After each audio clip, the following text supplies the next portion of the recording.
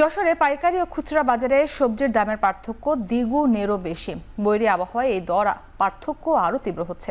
এতে ক্ষতিগ্রস্ত হচ্ছেন প্রান্তিক চাষিরাও। বিস্তারিত জানিয়েছেন রিপন হোসেন। সারা দেশে যে সবজি উৎপাদন হয় তার সিংহভাগ যশোরে হয়ে থাকে। এ কারণে যশোরকে সবজির রাজধানী বলা হয়। এই অঞ্চল থেকে প্রায় সারা দেশে ৭০% সবজি সরবরাহ করা হয়।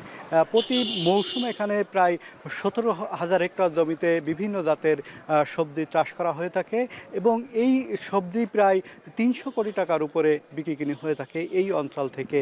তবে মৌসুম ভেদে সবজির দাম ওঠানামা করে, বিশেষ করে পাইকারি বাজার এবং খুচরা বাজারের সবজির দামের যে ব্যবধান সেটি কিন্তু দ্বিগুণেরও বেশি থাকে। আমরা দেখেছি যে প্রতি কেজি পটল খুচরা বাজারে বিক্রি হচ্ছে ৪০ থেকে ৪৫ টাকা, সেই পটলটি কিন্তু পাইকারি বাজারে বিক্রি হচ্ছে ২০ থেকে ২৫ টাকা।